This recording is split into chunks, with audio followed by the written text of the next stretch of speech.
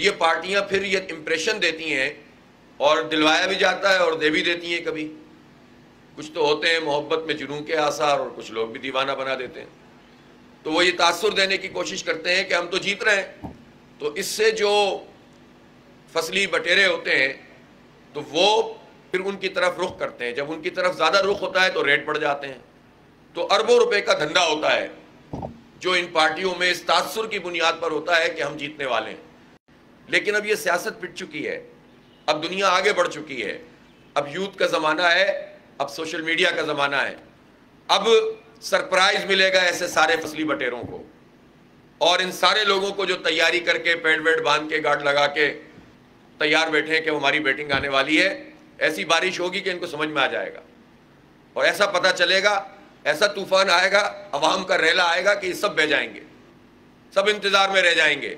اس لیے بڑے میاں ہوں یا چھوٹے میاں, ان کو اندازہ نہیں ہے کہ اس وقت کیا کچھ ہو رہا ہے اس ملک میں اور لوگ کس طرح سے ان کے بارے میں سوچ رہے ہیں. اور جتنے ان کے اتحادی بنے ان سارے لوگوں سے کہ جن کا پورا کریکٹر ہمارے سامنے ہے, ڈٹ کر مقابلہ کرنا ہوگا. اور اسپیشلی میں کراچی کے لوگوں سے یہ کہتا ہوں کہ ان کے پاس اب کوئی چوائس نہیں ہے. کراچی مزید تباہ نہیں ہو سکتا, یہ سندھ کے عوام مزید تباہ نہیں ہو سکتے. اگر یہی پیپلز پارٹی ہے اور یہ سارے ان کے اتحادی ہیں جو صرف الیکشن کے موقع پر جنگی مشقیں شروع کر دیتے ہیں. آپ کو معلوم ہے دوست ملک بھی جنگی مشقیں کرتے ہیں تاکہ اس کے نتیجے میں وہ مل کر کوئی کام کر سکیں. تو اس وقت یہ دوست پارٹیاں ہیں, پیپلز پارٹی, نون لیگ, ایم کیو ایم وغیرہ, اور یہ لوگ جب الیکشن قریب آتا ہے تو ایک دوسرے کے خلاف بیان دینا شروع کرتے ہیں. ابھی آپ نے دیکھا ہوگا People's Party, M Q M کی بیان بازی. اچھا یہ سمجھ رہے ہیں کہ 80 کی دہائی میں, 90 کی دہائی میں زندہ ہیں یہ, سندھی مہاجر تفریق پیدا کرو اور ووٹ تقسیم کرو. تو اب یہ تو کہانی تباہ ہو چکی, ختم ہو چکی. اب ہمارا نوجوان اس منجن کو بائے کرنے کے لیے تیار نہیں ہے اور یہ لوگ اپنی پچھلی کہانیاں ہی دہرانے کی کوشش کر رہے ہیں.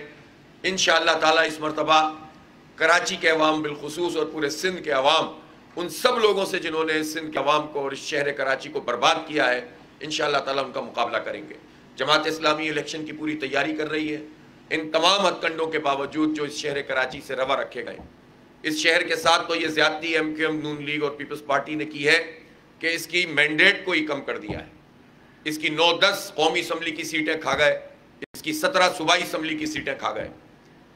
اور یہ ارینجمنٹ اس لیے کیا گیا کہ ایک مرتبہ پھر وڈیرہ شاہی حکومت قائم ہو. لیکن اب جو کچھ بھی انہوں نے کیا ہے ہماری مردم شماری میں, خاص طور پر اس میں ایم کیو ایم شامل ہے کہ جس نے جھوٹ بولا پوری قوم کے ساتھ. اس نے کہا کہ ہم نے 60 لاکھ اور 70 لاکھ لوگ بازیاب کروائیں. او بھائی 1 کروڑ 60 لاکھ تو پچھلی مرتبہ تھے جو غلط تھے, تو دوبارہ ہوئی ہے مردم شماری. گروتھ ریٹ پہ ہی 1 کروڑ 95 لاکھ تو ویسے ہی بنتے ہیں. تو اس پوری ایکسرسائز کے نتیجے میں اگر آپ 7 لاکھ ووٹ ٹھیک ہوئے ہیں تو پھر آپ نے کیا 1.5 کروڑ انسان کھا گئے یہ ظالم. اور اس کے نتیجے میں ہماری نمائندگی, ہماری ملازمتیں اور ہمارا انفراسٹرکچر, ہمارے وسائل, یہ سارے کے سارے مردم شماری پہ بیس کرتے ہیں. تو یہ ساز باز کر کے اور اپنی مرضی سے بعد میں حکومتوں میں شامل ہونے کا جو خواب دیکھ رہے ہیں وہ انشاءاللہ تعالیٰ چکنا چور ہوگا. سب کو پتہ ہے یہ بات اچھی طرح. اس لیے میں پھر دوبارہ دہراتا ہوں کہ پارٹیوں کے گورنر کی موجودگی میں شفاف انتخاب نہیں ہو سکتے. 30% ووٹر لسٹ اگر غلط بنی ہوئی ہے تو شفاف انتخاب نہیں ہو سکتا. انلیجیٹیمیٹ کیئر ٹیکر گورنمنٹس اگر بنی ہوئی ہیں 90 دن میں انتخاب نہیں ہوا تو شفاف انتخاب نہیں ہو سکتا.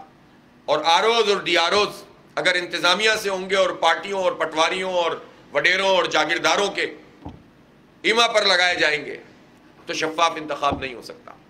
اس لیے شفافیت اگر دکھانی بھی ہے تو کوئی قدم تو اٹھانا پڑے گا. ورنہ 18 سے 20 سال ہونے کو آئے. نعمت اللہ خان صاحب ویژنری آدمی تھے, K3 بنا رہے تھے. 100 ملین گیلن کا پروجیکٹ انہوں نے اپنے دور میں مکمل کیا, اور اس سے پہلے مکمل ہونے سے پہلے K4 کے لیے انہوں نے کرسپونڈنس شروع کر دی. نعمت اللہ خان صاحب کے جانے کے بعد, ان کی نظامت کے بعد